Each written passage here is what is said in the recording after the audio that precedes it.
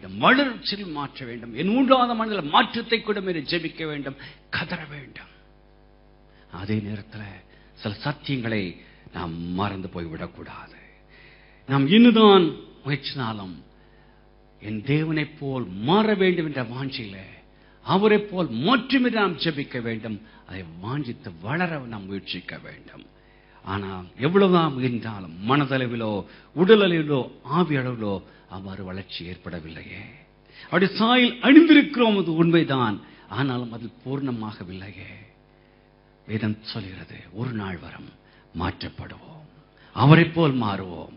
அதுவரை போராட்டம் உண்டு, வேதனைகள் உண்டு, நம்மை நெருங்கிருக்கிற பாவம் உண்டு. ஆனால் வேதம் சொல்வது, அவளை தள்ளிவிட்டு விசுவாசத்தை தூக்குறோம் முடிக்கிறோமாகிய இயேசுவை நோக்கி உங்களுக்கும் எனக்கும் இருக்குமே பாதையில பொறுமையோட ஓட கடவோம். அல்லேலூயா. அதற்குத்தான் தேவன் அழைத்திருக்கிறார். ஆம், ஒரு நாள் மாற்றப்பட இருக்கிறோம். எவ்வாறு மாற்றப்பட இருக்கிறோம்? 1 கொரிந்தியர் 15:48-49. மண்ணானவன் எப்படிப்பட்டவனோ மண்ணானவர்களும் அப்படிப்பட்டவர்களே, வானத்துக்குரியவர் எப்படிப்பட்டவரோ வானத்துக்குரியவர்களும் அப்படிப்பட்டவர்களே. மேலும் மண்ணானவனுடைய சாயலை நாம் அணிந்திருக்கிறது போல வானனுடைய சாயலையும் அணிந்து கொள்வோம். இன்று மண்ணானவனுடைய சாயலை நான் பெற்றிருக்கிறேன். மண்ணான ஆதாமுடைய சாயலை நான் பெற்றிருப்பதனால அந்த மண்ணுக்குரிய குணங்கள் இன்னும் என்னில் உண்டு. அதுதான் ஐயா, நான் மறுபடி பிறந்தவனாக இருந்தாலும் என்னை பாவத்துக்குள்ளாக நடத்தி செல்வதற்கு காரணம் மண்ணானுடைய சாயலை நான் பெற்றிருப்பதனால. ஆனால் ஒரு நாள் வரும், வானவருடைய சாயலை நான் அணியும் பொழுது நான் சகலத்திலும் பூர்ணப்பட்டிருப்பேன்.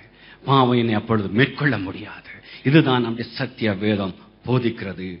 இதன் அர்த்தம் அதுதான், நாம் கிறிஸ்துவை போல சரீரத்திலும் பரிசுத்தத்திலும் நீதியிலும் முற்றிலுமாக மாற்றப்பட இருக்கிறோம். அந்த மகிமையின் சரீரத்தில் பாவத்திற்கோ வியாதிக்கோ பாடுக்கோ மரணத்துக்கோ இடமில்லை. உயிர்த்தெழுந்த கிறிஸ்து எவ்வாறு மகிமையின் சரீரத்தில் காணப்பட்டாரோ அதே சரீரத்திலேயும் காணப்பட இருக்கிறோம். சரீரத்திற்கு மட்டுமல்ல, ஆவியிலும் கிறிஸ்துவுக்குள்ளாக ஆவியுள்ளாக நாம் மாற்றப்பட இருக்கிறோம். இந்த பூவுலகத்தில் நம்ம காணப்படும் கருத்து வேறுபாடுகள், குற்றங்கள், குறைகள் எல்லாவற்றையும் ஒழித்தவர்களாக கிறிஸ்து இயேசுவின் அன்பினாலே பூர்ணமாக்கப்பட்டவராக, கிறிஸ்துவின் அன்பு நம்மில் பூர்ணமாக அன்று ஊற்றப்பட்டிருப்பதனால அவரை போ நாம் மாற்றப்பட்டிருப்போம். கிறிஸ்துவின் அன்பு எப்படிப்பட்ட ஒன்றாக இருந்தது? யோவான் 13:1 தம்முடைய இடத்தில் அன்பு வைத்தபடியே முடிவு பரிந்தம் அவர் அன்பு வைத்தார் என்று பார்க்கிறோம். தன்னை காட்டிக் கொடுத்த யூதாசை நேசித்தாரா? நேசிக்கவில்லையா? சிநேகிதனே என்று சொன்னார். மறுத்த பேதுருவை நேசித்தாரா? நேசிக்கலையா? ஆமின் ஆடுகளை மேய்ப்பாயாக என்று உன்னத பதவியை கொடுத்தார். ஓடிப்போன சீடர்களை நேசித்தாரா? ஆம் நேசித்தார். அவளை கொண்டுதான் பரிசுத்த ஆவியினாலே அவளை நிரப்பி தன்னுடைய சபையை ஸ்தாபிக்கவே அவர் செய்தார். தன்னை துன்பப்படுத்தி கல்வாரியில சிலுவையில ஒப்பு கொடுத்தவர்கள் நேசித்தாரா? நேசித்தார். பிதாவே தாங்கள் செய்கிறது என்னது அறியாதிருக்கிறார்கள், இவளை மன்னியும் என்று அவளுக்காக ஜெபித்தார். ஆம் பிரியமானவர்களே, அந்நாளிலே இக்குணத்தை உடலாக இருக்க நாம் மாற்றப்பட இருக்கிறோம். ஆம், இன்று நாம் ஒரு மாறிக்கொண்டுள்ளவரை நாம் ஜீவித்துக் கொண்டுள்ளோம். பெற்றோருடைய அன்பு மாறும், கணவனுடைய அன்பு மாறும், மனைவியுடைய அன்பு மாறும், பெற்றோருடைய மாறும், பிள்ளையுடைய அன்பு கூட மாறி போகும். ஆனால் என்றும் மாறாத நேசர் உண்டு. நேற்றும் என்றும் என்றும் மாறாதவர். ஏனென்றால் இருக்கும் வண்ணமாக நேசிக்கிறவர் ஒருவர் தான் ஐயா. அவர்தான் என் ஆத்ம மணவாளனாய இயேசு. மற்றவர்கள் எல்லாம் என்னில் குறை கண்டுபிடிப்பார்கள், குற்றத்தை கண்டுபிடிப்பார்கள். ஆனால் என்னில் நிறைவை காண்கிறவர் ஒருவர் தான் என்னுடைய பரம தாப்பனையா. அவருடைய கருத்திலே நம்ம ஒப்புக் கொடுப்போம். லண்டன் மாநகரில் நடந்த ஒரு உண்மை சம்பவம். அங்கு பழைய பொருட்கள் ஏலத்துக்கு விற்றுக் கொண்டிருந்தார்கள். அநேக அந்த அறையில் அமர்ந்து ஏலத்தை எடுத்துக் கொண்டிருந்தார்கள், சிலர் பார்த்துக் கொண்டிருந்தார்கள். அவள் ஒரு பழைய ஒரு ஃபிடில் வந்தது. அந்த ஃபிடில் மிகவும் கிராக் ஆகி அந்த கம்பிகள்லாம் தொய்வுற்றதாக தூசி படிந்த அழுக்காக இருந்தது. இதை யார் வாங்க போகிறார்கள்? யாருமே முதலாக சொல்லி பார்த்தார்கள், யாரும் எடுக்கவில்லை. 1 பவுன், கொஞ்ச நேரம் கழித்து ஒருத்தர் 1 பவுன் தானா? ஒரு தரம் 2 தரம், இன்னொரு 2 பவுன், ஒரு தரம் இவ்வளவுதானா? அதே நேரத்தில் ஒருத்தர், ஒரு வயதானவர் பின்னாக இருந்தவர் எழுந்து 3 பவுண்ட் என்னார். 1 தரம் 2 தரம் 3 தரம் யாரும் இல்லை, வாங்கி சென்று விட்டார். மற்ற பொருட்களை ஏலம் விட ஆரம்பித்தார்கள்.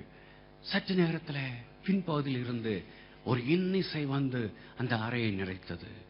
என்னது என்று பார்த்தால் அந்த பழைய ஃபிடலை அந்த வகை இந்த முதியவர் துடைத்து நானேற்றி இசைக்க ஆரம்பித்த பொழுது ஒரு பெரிய இசை வெள்ளம் பறந்துவிட்டது. அப்பொழுதுதான் அவள் யார் என்று அவள் திரும்பி பார்த்த பொழுது அந்த முதியவர் 19ஆம் நூற்றாண்டில் ஐரோப்பிய பிரசித்தி பெற்ற வயலினிஸ்ட் ஜோன் கிறிஸ்டாப் என்றவர் கண்டுகொண்டார்கள். உடனடியாக அந்த வயலினை மீண்டுமாக எடுத்துக்கு விட்டார்கள். 3க்கு அல்ல, 10க்கு அல்ல, 100க்கு அல்ல, 1000க்கு அல்ல, 2000க்கு அல்ல, 3000 பவுண்டுக்கு அதே வயலின் சென்றது. ஒதுக்கப்பட்டவர்கள் என் பரமபிதாவின் கையில் விழுந்து வெளியேறப் பெற்றவர்கள்.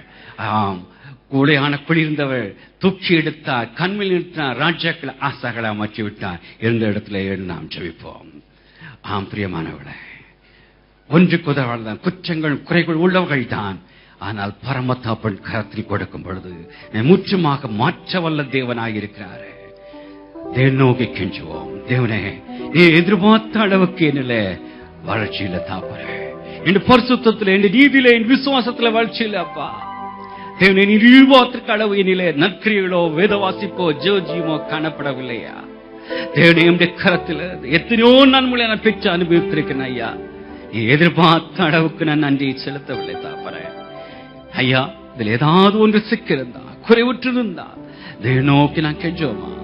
தேவனே, நீர் என்னை எதிர்பார்க்கும் வளர்ச்சியில என்னை காணப்பட முற்றமாக என்னுடைய கரத்துல ஒப்பு கொடுக்கிறேன். உள்ளத்தினாழத்தில் ஜெபிப்போம். சகலத்திலும் சீர்படுத்தி சிறப்படுத்தி நிலைப்படுத்த அவர் உணவுகளாக இருக்கிறாரு. நீங்கள் எழுந்து போயிருக்கும் சந்தோஷத்தை சமாதானத்தையும் திருப்பி பெற்றுக்கொள்ளும் நேரம் இது ஐயா. மீண்டுமாக தமக்குந்த பாத்திரமாக அவருடைய கரத்துல ஒப்பு கொடுங்கள், ஒப்பு கொடுங்கள். அந்த மதிப்பற்ற அந்த 3 பவுண்டுக்கு சென்ற அதே வித்வானுடைய கரத்தில்